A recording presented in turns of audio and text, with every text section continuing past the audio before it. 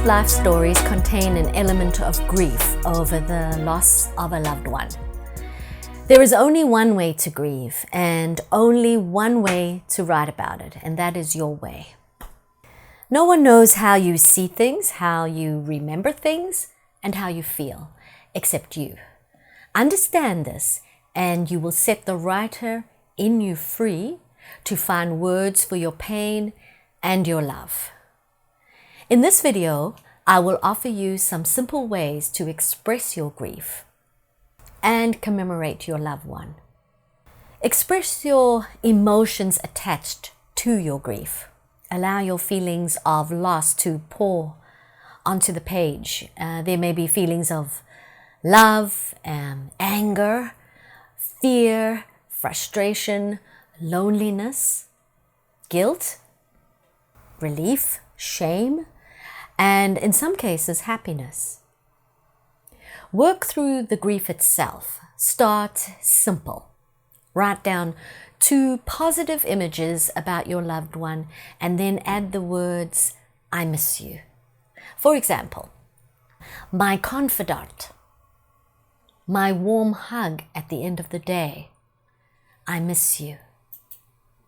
Think about and express your secondary loss, like a home, your financial security, friends, hope, and those beautiful memories as they begin to fade. If you were in denial about the death, then explain this. Remember, denial can often be a coping mechanism which defends you against brutal reality as it helps ease your loss. After my mother walked into the sea, for many years, I kept thinking that she'd made it to shore and that she was living up the coast in Mozambique. It's okay to express your feelings of denial. It's all part of the grieving process. What about the feeling of disarray?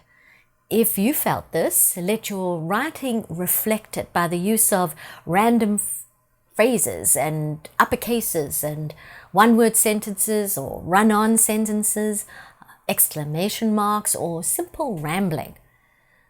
For example, I was in the park on a swing in the rain, soaked, and then running, my feet appearing and disappearing underneath me as the sun the next day or Tuesday, it didn't rise. I don't think. The comforter was hot. I was wrapped in it.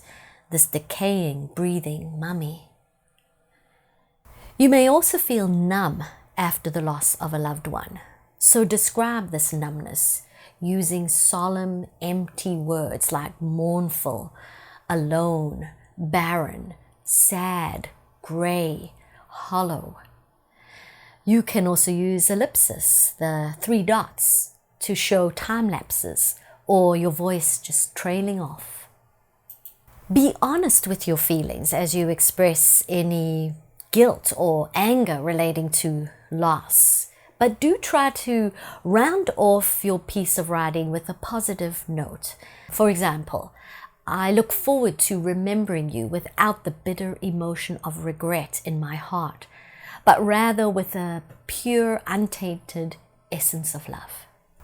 You could try using a third person, a third perspective, when material is too emotional to tackle. Step aside and look at yourself from another point of view, where your writing may look like this. She came out of the room, tear-stained, wearing his favorite t-shirt that was ripped at the seams. Let's move on to commemorating your loved one. There are many, many ways to do this through writing. Dedicate a flower to your loved one and write a poem as you describe the flower's meaning. Colors are symbolic too. Explore this and include it as well. You can introduce a sacred place where you can connect to your loved one. For example, a cemetery or a garden, a room under a starry sky, by the ocean. Feel your loved one's presence as you bring all your senses together here.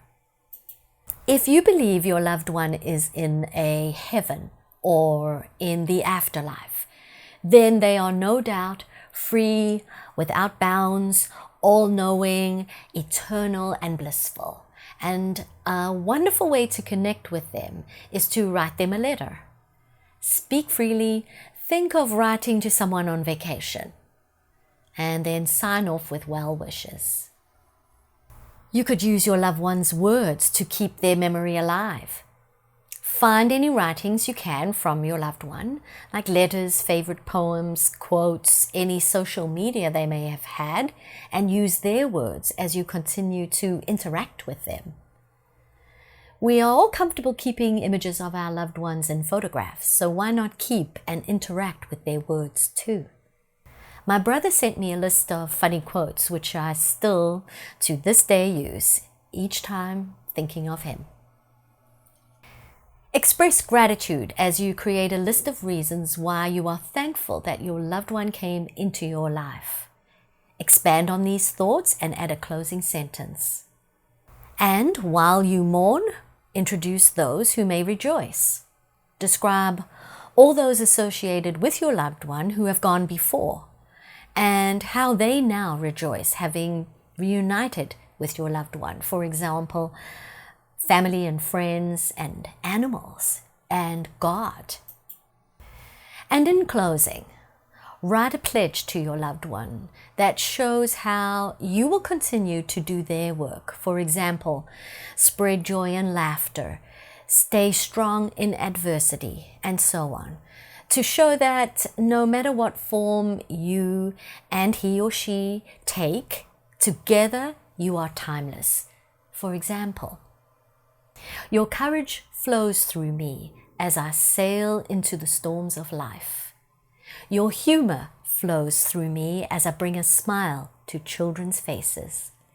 Your love flows through me as I wrap others in tenderness through their difficult times. Courage, humor, and love. Your work, my beloved, is never done. Include the loss of a loved one, and with an open heart cover topics like the tragedy itself, secondary losses, denial and disarray, and then describe the many ways to commemorate your loved one through gratitude, a flower, a letter, and a pledge. Your life story will become even more real if you find a way to give grief words.